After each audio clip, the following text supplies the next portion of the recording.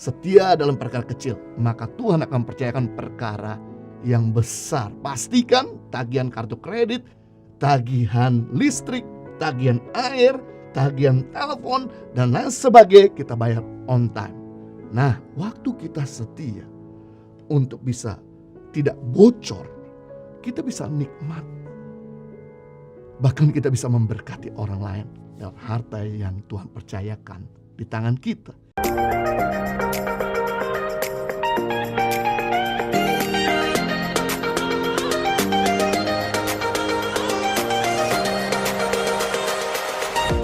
Yang kedua, kita belajar bagaimana bijaksana mengelola kehidupan atau keuangan, yaitu menghindari hutang dan tepat dalam pembayaran tagihan. Amsal 22 ayat 7, orang kaya menguasai orang miskin. Yang berhutang menjadi budak dari yang meminjamkan atau mengutangi.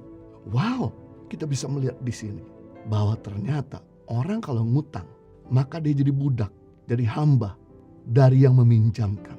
Orang kalau ngutang tuh derajatnya turun, nilainya turun, martabatnya turun, value-nya turun. Jadi kalau kita gak mau dipandang sebelah mata, kalau kita gak mau direndahkan, kalau kita gak mau dimaki-maki, kalau kita ini gak mau dihina, kalau kita mau dihargai, jangan pernah sekali-kali pinjam uang sama orang. Karena pasti kita akan dianggap rendah oleh mereka.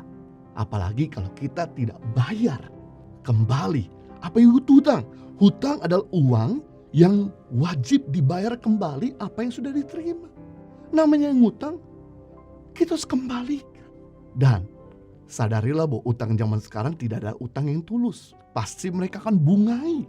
Makanya buku-buku tentang keuangan mengajarkan kita mengurangi pemakaian kartu kredit. Kalau Anda banyak baca buku tentang keuangan, pasti melarang kita untuk menggunakan kartu kredit.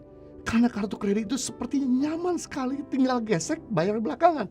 Tapi kalau kita nggak mampu membayarnya, maka kita akan dipukul oleh bunga tiap bulan 24%. Yang notabene kalau kita pinjam uang di bank, 1 bulan cuma 2%. Tapi di kartu kredit 24%.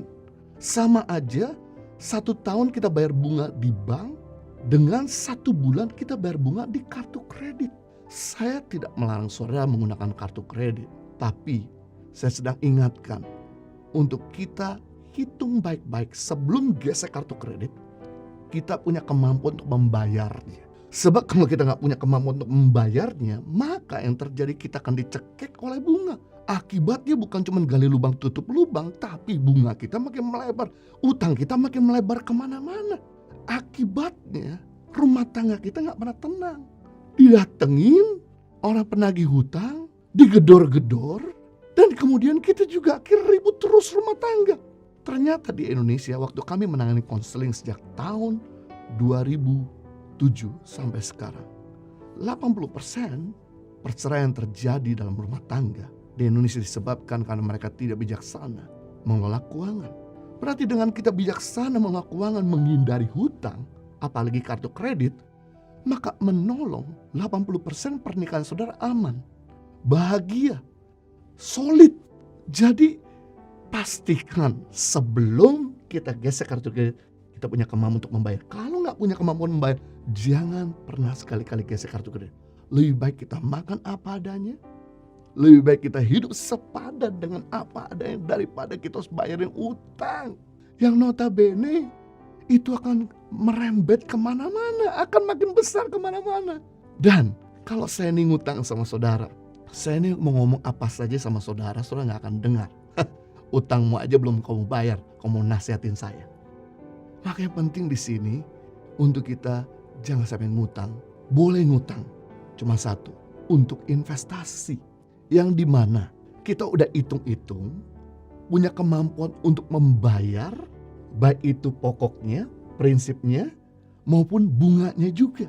Jadi kita boleh utang untuk investasi, utang di bank, bukan utang dari orang atau utang dari kartu kredit, yang dimana kita punya kemampuan untuk membayar pokoknya sampai ke bunga-bunganya. Yang dimana setiap tahun akhirnya kita bisa mengurangi jumlah utang yang ada di bank. Itu boleh. Tapi kalau ngutang untuk gaya hidup, jelas ini sangat-sangat berbahaya buat hidup kita dan masa depan kita, dan terutama buat kebahagiaan rumah tangga kita. Dan berikutnya, kita juga harus belajar untuk bijaksana mengelola keuangan tepat dalam pembayaran tagihan. Sebab kalau kita nggak bayar on time, maka mereka nggak mau rugi. Mereka akan pukul dengan bunga. Walaupun kelihatannya kecil, tapi lama-lama kalau kita nggak bayar, dia akan pukul dengan bunga yang tinggi. Yang harusnya kita nggak perlu bayar bunga, kita bayar karena kita nggak on time. Makanya penting di sini untuk mencatat semua tagihan kita, semua cicilan kita. Maka ketika kita bayar tepat waktu, ini menolong kita. Setia dalam perkara kecil, maka Tuhan akan percayakan perkara yang besar. Pastikan tagihan kartu kredit, tagihan listrik, tagihan air, tagihan telepon, dan lain sebagainya kita bayar on time. Nah, waktu kita setia untuk bisa tidak bocor, kita bisa nikmat. Bahkan kita bisa memberkati orang lain dengan harta yang Tuhan percayakan di tangan kita.